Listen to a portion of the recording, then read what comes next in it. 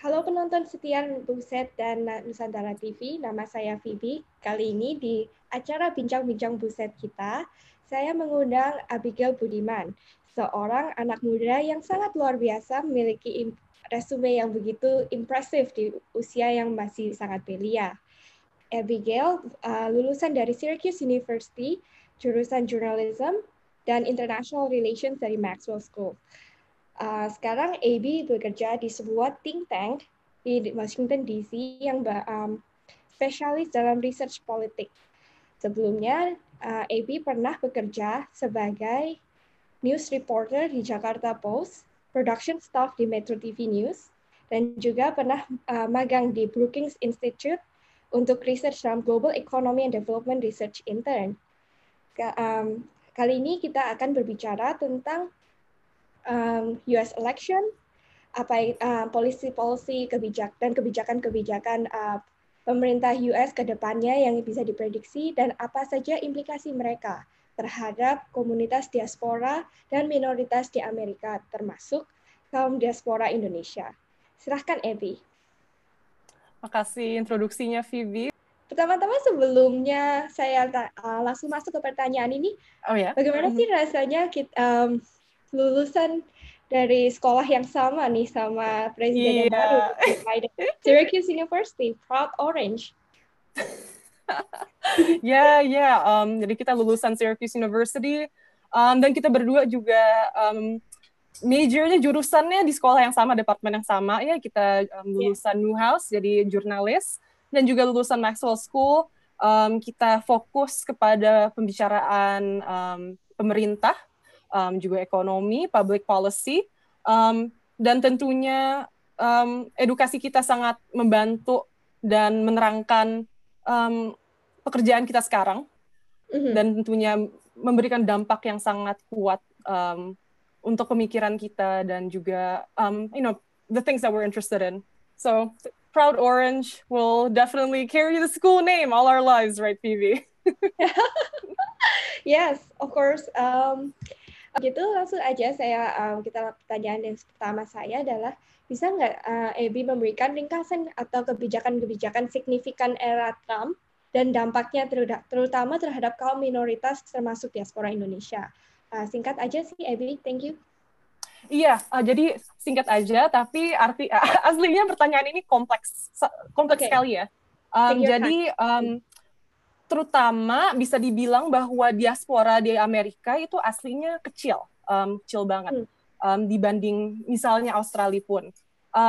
Pada tahun 2015 hanya sekitar 113.000 kaum Indonesia di Amerika, dan dibanding populasi Indonesia as a whole, yaitu kecil persentasenya. Dan jika meluaskan populasi itu kepada populasi Asian American pun, di US kecil, persentasenya hanya sekitar 5%. Sorry, saya akan coba menjawabnya dua fase ya. Pertama, apa peraturan-peraturan yang keluar dari administrasi Trump yang mungkin beneran memberi dampak langsung ke diaspora Indonesia dan juga diaspora imigran di US. Dan kedua, mengapa despite all that, signal dan message yang keluar dari administrasi Trump masih dipeluk oleh banyak diaspora imigran di US. Jadi yang pertama, policy spesifik ya, kan tadi saya ngomong emang kebanyakan itu signal ya, messaging, messaging, walaupun policy-nya lebih kompleks.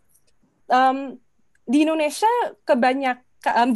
di Amerika kebanyakan diaspora Indonesia bisa dibilang terbagi dua ya. Ada yang sudah lama di US dan juga ada yang baru, seperti yang baru, apalagi seperti kami waktu masih di US, kami murid ikut permias, atau baru profesional muda dan baru di US about or less than 10 years gitu. Dan dampaknya lebih kelihatan di komunitas itu yang baru datang ke Indonesia. Bisa dibilang untuk visa, apalagi dua visa ini, visa F1 itu visa murid, dan namanya visa H1B itu visa pekerja, pekerja yang high skilled, specialty occupation. Jadi Trump, apalagi saat COVID ya, dia mencoba untuk untuk memberi peraturan untuk international student, di mana jika sekolah dan university kamu hanya memberikan option online learning, mereka bilang kamu nggak boleh diberi visa. Dan setelah they gave out the ruling, banyak banget university langsung bergabung dan bilang, we reject this. Tapi emang untuk semester baru mereka masih menerapkan peraturan ini. Jadi memang peraturan-peraturan F1, visa F1 murid diperkuatkan ya. Jadi that does two things. On one hand, tentunya murid dari Indonesia akan jauh lebih susah masuk ke US. Apalagi sekarang lagi saat COVID, dan kebanyakan universitas memang menerapkan online-only learning atau hybrid learning. So that's one. Dan dua, Phoebe mungkin juga mengetahui mengenai OPT, itu visa spesial melalui visa murid, di mana kami bisa kerja dalam rangka setahun sampai 3 tahun, tergantung jurusan kita, setelah selesai kerja di US. Dan dia administrasi Trump juga menerapkan peraturan yang lebih ketat untuk program itu. Dan again, back to signaling, what does that say to international students? Doesn't have to be from Indonesia. Wah, mungkin Amerika sekarang lebih ketat. Saya merasa mereka memberi peraturan yang tidak fair mungkin. Jadi mungkin saya bisa lihat ke negara lain untuk higher education. Australia atau ke Kanada atau ke Eropa. Jadi makanya juga keluar riset bahwa 2017 atau 2018 adalah tahun pertama di mana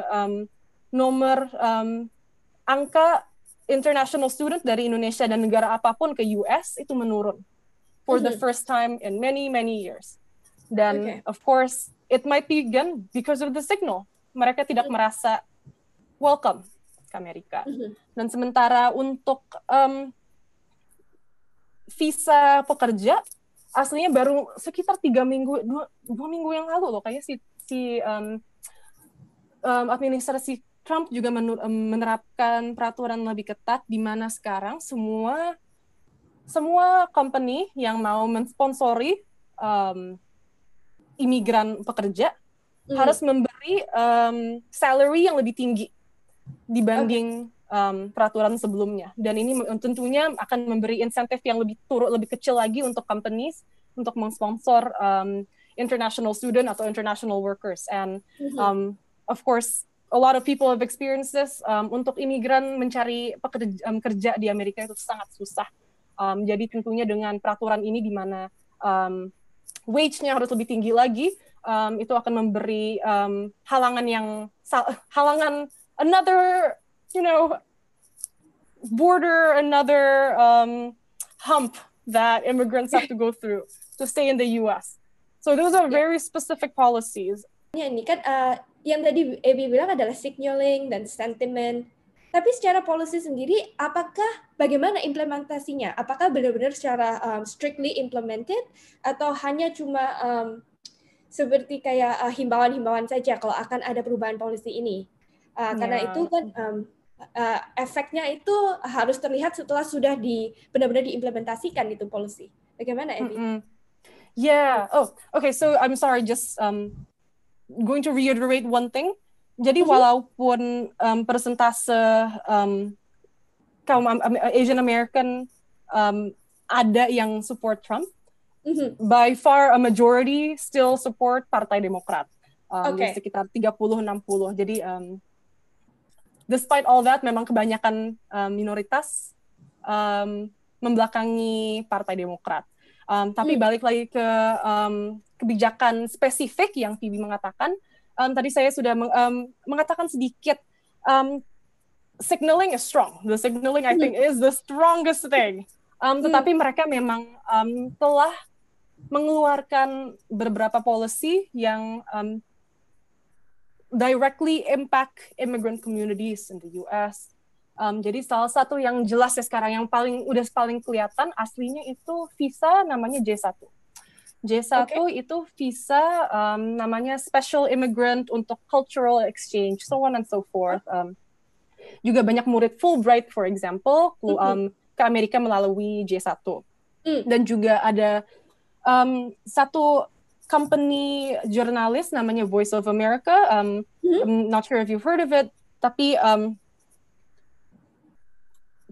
Trump administration telah memilih ketua baru untuk VOA, namanya Voice of America, VOA, yang tiba-tiba mengeluarkan peraturan untuk menghentikan semua J1 yang akan kadaluarsa, will expire. Jadi iya, jadi dan banyak orang tidak terlalu membicarakan ini karena J1 dibandingkan visa murid, dibandingkan visa kerja, dibandingkan visa bisnis jauh lebih kecil. Tapi ini adalah salah satu dampak yang sudah kami lihat mengefek imigran Indonesia dan juga imigran lain di Amerika. Jadi sudah ada persentase signifikan jurnalis dari luar negeri yang kerja di Voice of America. Mereka sekali visa mereka sudah expire dan biasanya visanya hanya setahun harus langsung pulang. Dan of course itu we're currently in the middle of a pandemic. It has affected a lot of journalists and their well-being as well. Just imagine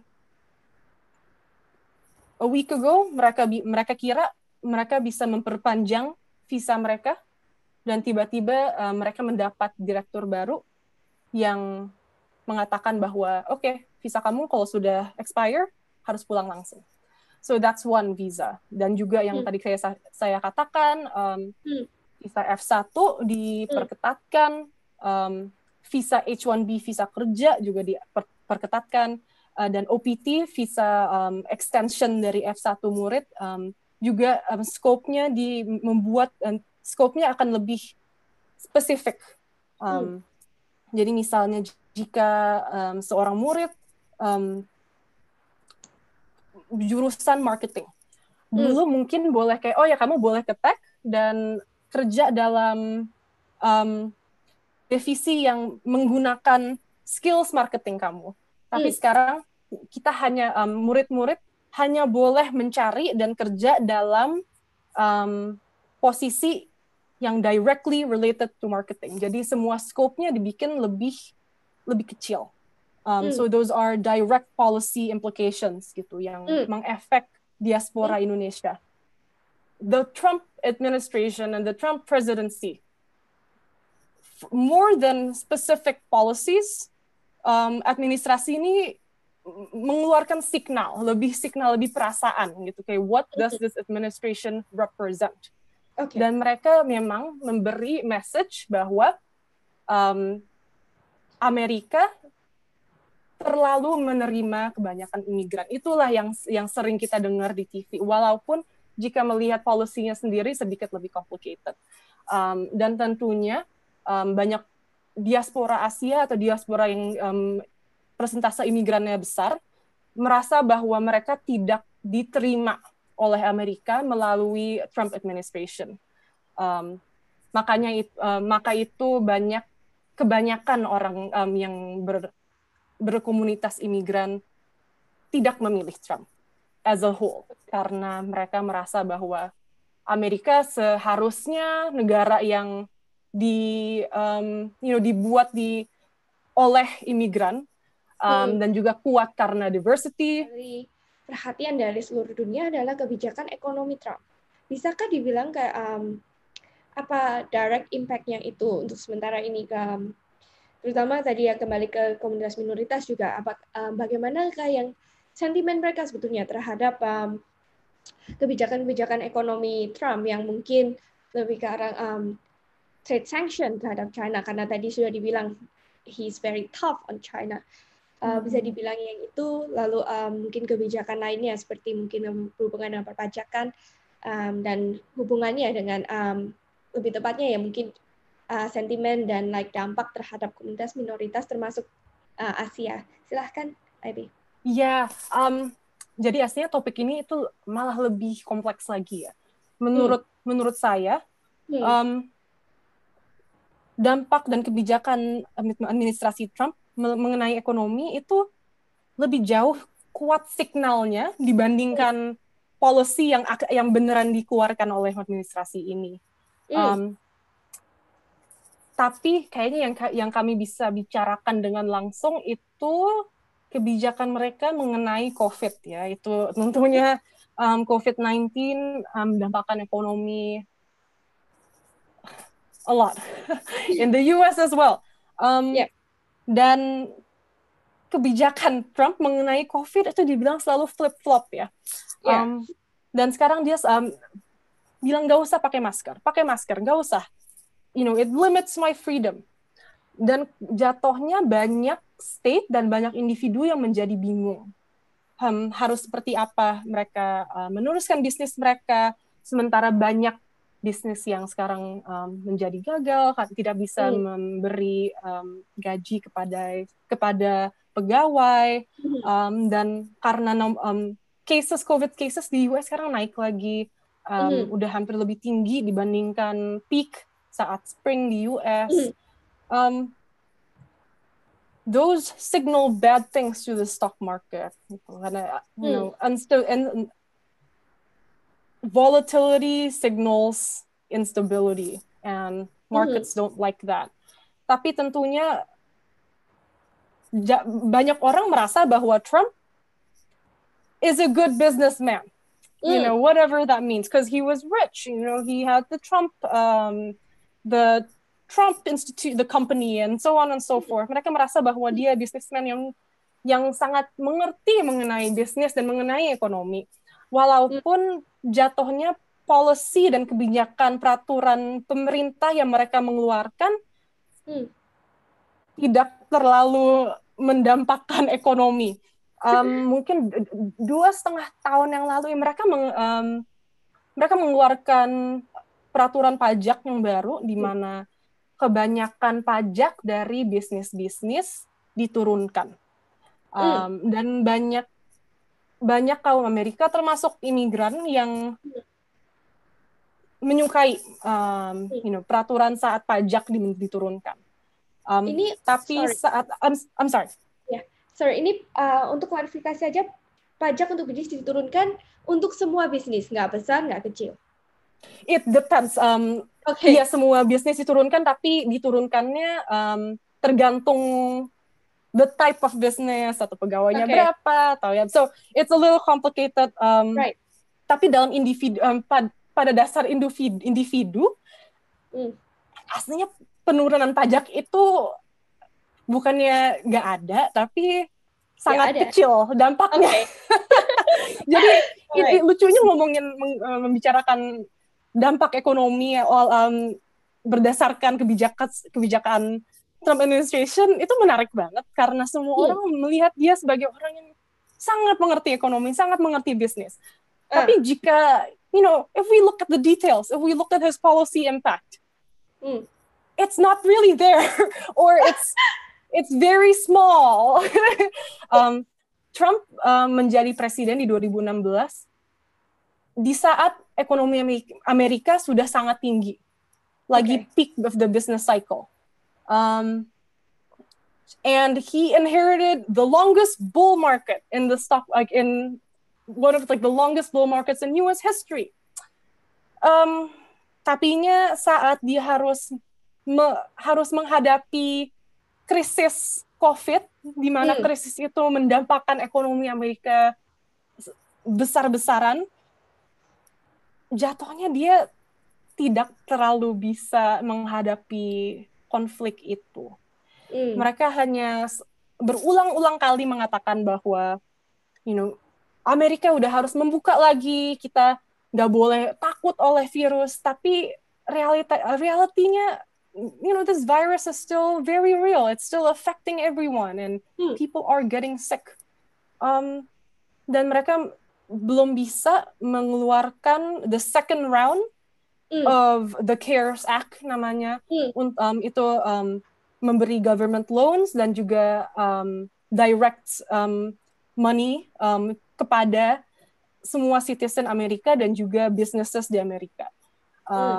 Peraturan itu masih terjebak di Kongres, dan sampai sekarang masih belum ada solusi untuk membantu business owners maupun taxpayers di Amerika. So I would say bottom line, his signaling towards the economy very strong, actual actions very spotty at best. Harus diketahui mengenai diaspora Asia in general ya di Amerika, itu kebanyakan tuh 3/4 imigran. Jadi 75%, sekitar 75% dari orang Asia termasuk Indonesia yang di Amerika lahir di negara lain. Di Indonesia specifically 74%. Nah, yang kita perlu tahu bahwa diaspora Indonesia maupun Asia in general, kita tidak monolit ya. Jadi memang kebanyakan semua orang saat membicarakan tentang Trump dan opini minoritas kepada Trump, selalu tentunya kayak, minoritas itu tidak support Trump, atau kebanyakan tidak support Trump. Tapi juga ada yang support Trump.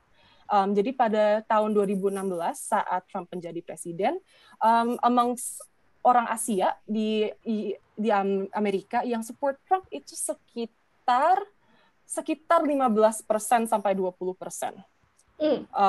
Nah, malah tahun ini ya, jadi data tahun ini belum keluar semua, tapi dibilang sekitar lebih tinggi, 30% Asia, Asian American yang bisa voting, malah pilihnya Trump untuk menjadi presiden. Jadi gambarannya itu lebih kompleks dari orang yang dari kebanyakan orang mengetahui mengenai diaspora Asia in general ya di Amerika, itu kebanyakan tuh 3/4 imigran. Jadi 75%, sekitar 75% dari orang Asia termasuk Indonesia yang di Amerika lahir di negara lain. Di Indonesia specifically 74%. Nah, yang kita perlu tahu bahwa diaspora Indonesia maupun Asia in general, kita tidak monolit ya. Jadi memang kebanyakan semua orang saat membicarakan tentang Trump dan opini minoritas kepada Trump, selalu tentunya kayak, minoritas itu tidak support Trump, atau kebanyakan tidak support Trump. Tapi juga ada yang support Trump. Jadi pada tahun 2016, saat Trump menjadi presiden, amongst orang Asia di Amerika yang support Trump itu sekitar 15% sampai 20%. Nah, malah tahun ini ya, jadi data tahun ini belum keluar semua, tapi dibilang sekitar lebih tinggi, 30% Asia, Asian American yang bisa voting, malah pilihnya Trump untuk menjadi presiden. Jadi gambarannya itu lebih kompleks dari orang yang dari kebanyakan orang mengira gitu. Tapi long story short, the Trump administration and the Trump presidency, more than specific policies, administrasi ini mengeluarkan signal lebih perasaan gitu, kayak what does this administration represent? Dan mereka memang memberi message bahwa Amerika terlalu menerima kebanyakan imigran. Itulah yang sering kita dengar di TV, walaupun jika melihat policy-nya sendiri sedikit lebih complicated. Dan tentunya banyak diaspora Asia atau diaspora yang persentase imigrannya besar merasa bahwa mereka tidak diterima oleh Amerika melalui Trump administration. Maka itu kebanyakan orang yang berkomunitas imigran tidak memilih Trump as a whole, karena mereka merasa bahwa Amerika seharusnya negara yang dibuat oleh imigran dan juga kuat karena diversity, tapi sekarang mereka merasa sepertinya Amerika tidak mau mereka di negara ini. So that's the signal. Ya, saya mau kembali ke poin yang tadi diangkat sama Abby ya. 15-20% itu waktu pertama kali Trump terpilih dan menjadi 30%. Saya mau tanya, itu voting itu secara global di satu Amerika, ataukah ada yang tendensi untuk memilih Trump itu ada di state-state tertentu saja, yang khususnya untuk komunitas minoritas ya, dan Asia atau yang tadi yang kedua lebih total, tetapi kami harus ingat bahwa kebanyakan diaspora minoritas, termasuk kaum Indonesia di Amerika, itu mereka terkonsentrasi di beberapa state. Nah, nanti saya bisa memberi Phoebe riset mengenai diaspora Indonesia. Tapi kebanyakan mereka, give me one second. Oke, kebanyakan mayoritas orang Indo di Amerika itu di Los Angeles. Kebanyakan di California ya, tapi paling tinggi di LA, unsurprisingly. Setelah itu juga di suburbs-nya LA seperti Riverside, seperti Irvine, dan setelah itu mereka juga banyak di New York, dan ketiga actually Washington DC. Jadi diaspora Indonesia tentunya tersebar, tapi mereka tinggi berkonsentrasi di beberapa metro areas gitu. Dan here's the funny thing about majority immigrant communities. Just logically thinking, banyak orang yang datang ke Amerika sebagai imigran, mereka they're not as connected to the news as someone who would be living in the US for a very long time. Jadi this is an interesting fact about voting ya. Amongst Asians, also Indonesians, sayangnya karena populasi Indonesia di Amerika sangat kecil, sangat susah untuk mendapat data yang berkualitas mengenai populasi Indonesia karena saking kecilnya. Tapi in general, Asian Americans, in terms of voter turnout, is one of the lowest in the country. Sekitar hanya 50% setiap election keluar untuk voting. Kenapa jadi bisa begitu? Tahun 2006 hanya 49%. Kenapa? Tidak ada penjelasan jelas ya. Tapi in general di Amerika emang voting turnout is really low. Amongst white Americans and black Americans paling tinggi, dan mereka pun hanya sekitar 60-70% yang turnout and vote, yang bisa voting. Sementara antara Hispanic dan Asian American, itu populasi yang banyak imigran, hanya setengah yang keluar. Dan ada beberapa political scientists yang mereka theorize, tentunya tidak ada data kuat di baliknya untuk mengapa mereka tidak voting keseringan. Itu karena balik lagi mereka komunitas imigran. Dan jika baru datang ke sebuah negara, mungkin mereka tidak akan mengerti politik kompleks di balik policy dan pemerintah dibanding seorang yang sudah lahir dan besar di Amerika. Jadi mungkin karena itu. Dan makanya banyak aktivis dan banyak advokat untuk Hispanic Americans dan Asian Americans yang hari ini sekarang mereka mencoba mendorong pemerintah, apalagi misalnya Democratic Party ya, yang biasanya Asian Americans lebih support, untuk keluar dan coba membicara lebih banyak dengan komunitas diaspora Asia di Amerika. So that's the thing. Vote dan tetap suka dengan peraturan atau signal yang keluar dari administrasi Trump. So identity is complex. Salah satu signal yang administrasi Trump dan supporter Trump mengeluarkan adalah bahwa Democratic Party, so the party that's opposed to them, sekarang menjadi lebih sosialis, terlalu ekstrim. Mereka mau memberi pajak terlalu tinggi untuk semua orang Amerika, termasuk imigran. Dan again, very complex. Setiap origin group mempunyai background sendiri-sendiri. Even within Asian Americans ya, Phoebe itu pun beda banget ya di satu sisi. Think of Vietnamese Americans. Mereka banyak dari mereka yang datang ke Amerika saat perang Vietnam, dan banyak yang datang ke Amerika itu dari Vietnam Selatan, dan itu government saat itu yang tidak ingin pemerintah komunis. Jadi mereka pindah ke Amerika, mereka banyak yang support Republican Party. Karena mereka merasa bahwa Republican Party itu lebih anti-komunis. Jadi sentimen itu masih kebawa sampai sekarang. Walaupun tentunya generasi kedua, jadi anak mereka yang lahir di Amerika, in general mereka lebih memilih Democratic Party. Tapi tentunya yang bisa voting dan kaum-kaum generasi yang lebih tua, mereka masih lebih support Republican Party karena of that signal of anti-communism gitu. Sementara Indian American on one hand kebanyakan datang sebagai pekerja teknologi atau untuk menyelesaikan master dan PhD di US. Mereka lebih jauh memilih Democratic Party. Jadi sangat kompleks. But anecdotally, kebanyakan imigran aslinya itu dari negara mereka values-nya sedikit lebih konservatif ya. Family values, Right.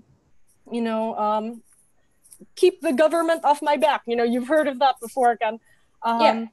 Dan sepertinya messages yang dikeluarkan oleh Trump administration, is resonating with them. They like it. Dan juga Trump itu sangat, they say tough on China, if you may. Dan juga dibilang ada persentase yang cukup signifikan around Asian immigrants in the US yang mempunyai perasaan tidak terlalu positif kepada the current Chinese government. Dan mereka senang bahwa Trump sangat kuat saat menghadapi pemerintah Tionghoa sekarang. Jadi banyak alasan. Salah satu hal mereka ingin negara yang di mana pemerintah tidak terlalu ikut campur, dan juga bisa dibilang mereka senang dengan Trump kuat kepada Tionghoa, dan mungkin juga mereka apalagi generasi tua Asia, values-nya konservatif, dan mereka merasa bahwa Republican Party bisa lebih menerapkan values mereka. Oke, ini menghujung ke pertanyaan-pertanyaan terakhir kita. Sepertinya Biden, walaupun dia sudah terpilih, akan mewarisi Amerika yang benar-benar bukan di prime-nya, bukan di kondisi Amerika. Malah sebetulnya kalau kita lihat, dia akan mewarisi Amerika dalam kondisi yang banyak ya permasalahannya. Mulai dari implikasi dari mungkin dia akan harus membenarkan mungkin ya polisi-polisi yang dibikin oleh Trump. Lalu masih ada masalah COVID-19 yang untuk sekarang belum ada satupun negara yang benar-benar memberikan solusi yang 100% benar, 100% bagus, atau unless it's maybe New Zealand. Menurut Abby, bagaimana dengan kira-kira apa sih nanti yang akan Biden lakukan gitu ya? Dan apa harapannya bagi maybe kaum minoritas yang memilih dia? Apakah aspirasinya mungkin waktu mereka memilih itu mereka melihat, oh Biden probably akan bisa membawa perubahan-perubahan begini. Bisa diceritakan kira-kira perubahan-perubahan itu harapannya seperti apa nanti? Yeah, another great question. And another very complex answer. I'm sorry. Iya, tapi Phoebe benar sekali. Biden dan administrasi dia akan mewariskan Amerika yang sangat complicated, sedang banyak masalah. Dan satu hal yang kami harus mengerti adalah saat ini negara Amerika all-time high polarization. Itu just a fancy word untuk menjelaskan bahwa populasi Amerika tidak bisa kerjasama dan tidak bisa menerjang ke titik di tengah-tengah di mana semua orang bisa bekerja sama untuk solusi yang semuanya bisa benefit ya. Semua satu sisi dan sisi lain sangat tidak mengerti satu sama lain. Jadi Sabtu lalu saat Biden diprediksi akan menjadi pemenang, dia memberi speech ya, dia bilang prioritas administrasi dia adalah untuk membuat Amerika menjadi negara di mana semua orang bisa bicara dengan satu sama lain lagi. Tapi tentunya itu dalam the reality akan sangat-sangat susah. Kebanyakan political scientists dan juga policy expert merasa bahwa Amerika akan tetap menjauh dari satu sama lainnya. Satu sisi yang sangat konservatif, satu sisi yang sangat progresif. Tetapi Biden itu diketahui sebagai Demokrat yang sangat moderat, dan dia sudah berkali-kali mengatakan bahwa dia akan menjadi presiden untuk semua orang Amerika dan bukan hanya untuk mereka yang mensupport Partai Demokrat. Jadi 4 tahun dia, saya percaya akan the ruling expectation is that he wants normalcy. He wants people to get along again. Okay. Will that be hard? Oh yes. Tapi mengenai policy dan kebijaksanaan yang konkret ya, dia juga mengatakan, Biden dan Kamala mengatakan bahwa prioritas policy nomor 1 yang mereka akan langsung menerjang saat menjadi presiden adalah COVID-19. Yang tadi saya katakan, Trump dan administrasinya sampai sekarang pun tidak mempunyai peraturan federal yang jelas. Dan Biden mengatakan bahwa administrasi dia akan jauh lebih kuat menanganinya. Dia sedang memikirkan national mask mandate. Jadi semua orang harus memakai masker. Dan dia sudah membuat task force COVID-19 di mana banyak expert public health dan juga epidemiologist untuk menerapkan cara mendistribusikan vaksin. Dan juga bagaimana bisa membantu bisnis-bisnis yang telah terdampak oleh COVID. Jadi itu policy 1 yang dia akan langsung menerjang. Tapi ya susahnya, as you know, di Amerika sekarang hal sekecil memakai masker pun jadi hal yang sangat political. Banyak, apalagi di supporter Trump yang merasa saat pemerintah mengatakan, kamu harus pakai masker atau nggak boleh keluar rumah di atas jam segini karena, we're trying to social distance, so on and so forth. Mereka merasa itu mengambil dari kebebasan mereka. Jadi tentunya Biden menjadi presiden, dia harus mempunyai plan, punyai rencana untuk convince individu-individu itu yang mempunyai opini itu bagaimana bisa mengerti dan bagaimana bisa bekerja sama sebagai satu Amerika untuk mengalahkan COVID-19. Alright. Berarti itu ya. Jadi itu agenda pertama mungkin yang bisa diprediksi dari administrasi Biden. Mungkin nggak akan ada kayak policy drastis untuk langsung meng-cancel kayak yang policy imigrasi yang sudah dibuat oleh Trump, karena mungkin bukan itu fokusnya untuk sementara ini mungkin ya. Itu juga salah satu prioritasnya sih. Tapi memang yang dikatakan bukan dibanding COVID, tentunya itu lebih secondary.